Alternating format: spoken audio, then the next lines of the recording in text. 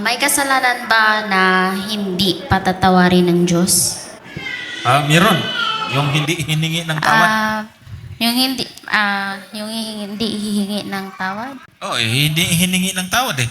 Pero pag hihingi ka ng tawad, kahit anong kalaki ng kasalanan mo, kahit nakapatay ka, kahit nakaano ka, Kahit pag na... pinagsisihan mo yon, so papatawarin ka. Si Apostol Pablo, inusig niya yung church, marami pa siyang pinapatay. Pinatawad naman siya. Okay. Ganun po, yung kasalanan na walang kapatawaran, ito yung kasalanan na hindi hiningi ng tawad. Ito yung kasalanan sa Espiritu, ayon po doon sa Mateo 12:30. Excuse me po, paano po yung nag-suicide? Ayun, ang mahirap. Di naman pwedeng i-advance niya yung tawad. Panginoon, patawarin mo ako, magsusuicide ako. Ayun. Nauna yung paghihingi ng patawad, tapos nahuli yung kasalanan. Wala hong yun. Medyo malabo tayo roon. Ngayon ito, babasahin ko lang po ito mga kapatid. Yung Mateo 12:31. Kaya't sinasabi ko sa inyo, ang bawat kasalanan at kapusungan ay ipatatawad sa mga tao. Datapat ang kapusungan laban sa Espiritu ay hindi ipatatawad. 32. At ang sino mang magsalita ng salita laban sa anak ng tao, ipatatawad sa kanya. Datapat ang sino mang magsalita laban sa Espiritu Santo ay hindi patatawad sa kanya. Kahit sa sanglibutan ito o maging sa darating. So, ang kasalanan sa Espiritu Santo ay walang kapatawaran. Bakit? Yung banal na Espiritu kasi, siya yung nagpapaalala sa atin, sa ating kasalanan, siya ang sumusumbat sa atin para magsisi, para humingi ng tawad. Pag hindi ka humingi ng tawad o hindi mo pinakinggan ang udyok ng Espiritu, magkakasala ka sa Kanya at yun ang walang kapatawaran kasi hindi ka humingi ng tawad. Kaya idagdag na natin doon, yung mga hindi naniniwala sa banal na Espiritu Santo, delikado. Merong mga kapatiran tayo, hindi naniniwala sa Holy Spirit. Paano? Sinong uudyok sa Kanya?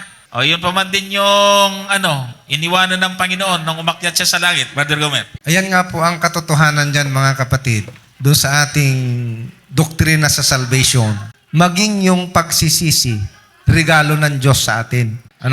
Ang ibig sabihin, ito kasi yung iba, marami akong nakausap yung mga backslide. Sabi nila, saka na ako magsisisi pag magsasandelo na. As if na meron tayong kakayahang magsisi sa ating sarili. Sa totoo po, wala. Kung hindi doon sa udyok ng banal na Espiritu, wala hong kakayahan ng tao na magsisi. Kaya nga, yung kasalanan na hindi mapapatawad, yan na yung kasalanan na talagang hindi napagsisihan. Bakit? Kasi wala na yung Holy Spirit Kaya nga doon sa Revelation, ang masama magpapakasama. Kahit tingnan po ninyo yung makakaranas ng 7 salot. Sa halip na magsisi, nagsisi ba? Hindi. Pinusong ang Diyos. Bakit? Hindi ho nila kayang magsisi sa kanilang sarili. Yan po yung kasalanan sa banal na Espiritu. Kasi nga, ang gawain ng banal na Espiritu ay lagi tayong i-convict. Kaya habang ikaw ay nakukonsensya pa, magpasalamat ka. Pagka hindi ka na nakukonsensya sa ginawa mo, delikado na yan. Kaya lagi po nating ipanalangin yung Holy Spirit. Ang sabi nga ng ating Panginoon, kung kayo na nga ama, marunong magbigay ng mabuti sa inyong anak, kapag ang iyong anak humingi ng tinapay, bibigyan mo ba ng bato? Parang ganun di ba? Gaano pa kayo yung ama na ibibigay niya yung Espiritu Santo doon sa mga humihingi? So kapag nasa atin ang Holy Spirit, mga kapatid, lagi tayong aware. Ang ibig sabihin, pag ikaw ay nakagawa ng, di ba, minsan bigla kang nagmura, sasampalin mo yung bunganga mo. Hindi sarili mo yon, gawa ng Holy Spirit sa buhay mo yon. Kaya mo nagagawa yon. Yung mga walang Holy Spirit, tingnan mo lumalabas sa bunganga. Hindi man lang nagsisisi kasi walang Holy Spirit. Basahin ko lang po yung talata doon sa binanggit ni Brother Gomer na pati yung pagsisisi ay gawa ng Diyos o siya po yung nagbigay nito sa atin. Sa Roma 2:4. Roma 2:4, o hinahamak mo ang mga kayamanan ng kanyang kabutihan at pagtitiis at pagpapahinuhod na hindi mo nalalaman na ang kabutihan ng Diyos ay siyang umaakay sa iyo sa pagsisisi. So, gawa ng Diyos yon at yung kabutihan, yung gospel, yung mabuting balita, yung pagliligtas ng Panginoon, ang nagiging dahilan kaya ang isang tao ay nagsisisi. At yun ay sa pamagitan ng gawa ng Espiritu. Mga kapatid, sa Old Testament pa lang, ay ang banal na espiritu na ang gumagawa ho nito sa tao. At ang isa sa tungkulin ng banal na espiritu, mababasa natin ito sa Juan 16:7 hanggang 8. Ganun may sinasalita ko sa inyo ang katotohanan, nararapat sa inyo na ako yumaon, sapagkat kung hindi ako yayaon, ang mang-aaliw ay hindi paririto sa inyo. Ngunit kung ako'y yumaon, siya'y susuguin ko sa inyo. Yung mang-aaliw na ito ay yung banal na espiritu yan. Talatang 8, at siya, pagparito niya, ay kanyang susumbatan ang sanglibutan tungkol sa kasalanan at sa katuwiran at sa paghatol. So, yun po yung trabaho niya. Kaya pag may nangangaral, mga kapatid, yung nakakarinig ay nababagbag yung kanyang puso, naaantig yung kanyang puso at doon nagkakaroon ng conversion. Yung may gawa ho noon ay ang banal na espiritu. Kaya nga sa ating pong fundamental beliefs, mga kapatid, ay wala ho talaga tayong ambag sa salvation. Lahat po yung gawa ng Diyos. Unang-una, nangangaral. Sino bang nagpadala doon? Yung Diyos. Pag nangaral siya, yung mga nakikinig, hindi yung nangangaral ang humikayat, kundi yung Holy Spirit. Ano, di ba nagpipray tayo? Sana kilusin sila ng Espiritu. Kaya yung pagsisisi na kanilang gagawin, sabi doon sa Roma, na binasa natin, gawa din ito ng Diyos. Yung Ebanghelyo, yung kabutihan ng Diyos, sa Diyos lahat yan. Pati yung response natin, yung pagsisisi, ay lahat po yun ay gawa ng Diyos. At ang gagawin ng isang taong niligtas, kasi dito, napagkakamalan kaming, huwag na palang sumunod. Hindi po iyon. Hindi kasi pinasusunod muna bago ligtas. Ligtas muna bago sunod. Yan po yung prinsipyo ng Biblia. Parang yung Israel.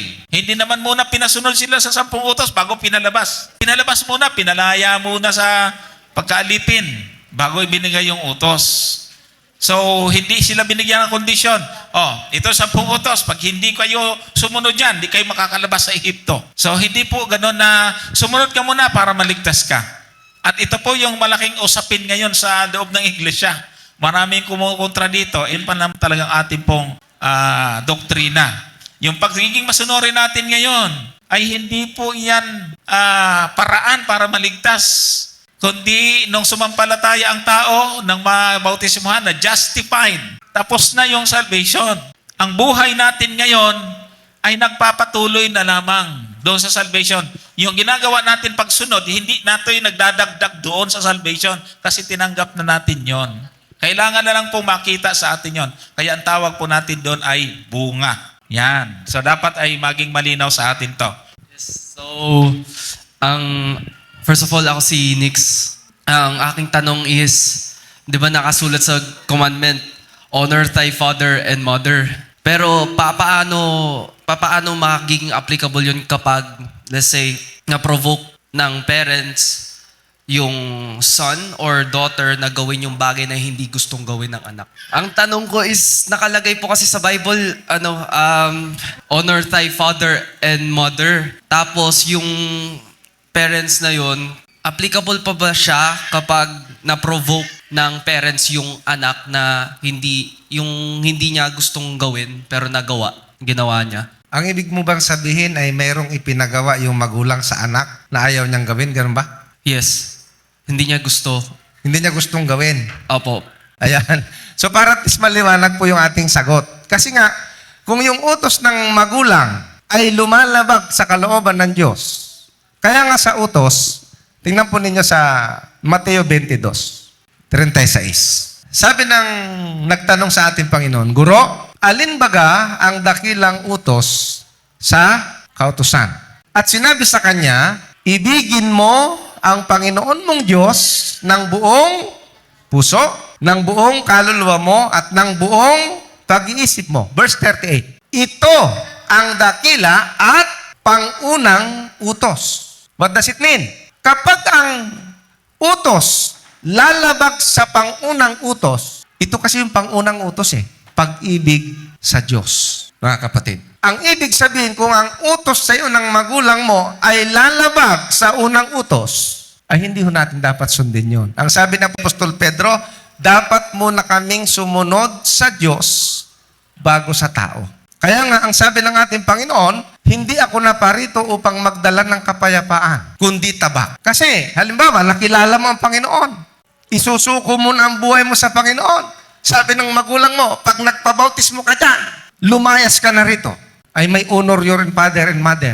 Anong susundin mo? Ito ang pangunang utos. Ang una sa lahat, ang susundin natin ay ang Diyos, bago ang tao. Ngunit kung ang magulang naman natin, ang inuutos niya ay sang-ayon sa kalooban ng Diyos, ay dapat po tayo magpasakop. Yun po yun, kapatid. Okay? Kung itutuloy pa natin yan, verse 39. Yan, para at least makita natin. At ang pangalawang, katulad nito, ay ibigin mo ang iyong kapwa gaya ng iyong sarili. So, pangalawa lang ang magulang. Hindi po pwedeng mauna ang magulang sa Diyos. Pag humadlang na ang iyong magulang sa paglilingkod mo sa Diyos, dapat ang mauna dyan ay ang Diyos. Yan, okay po.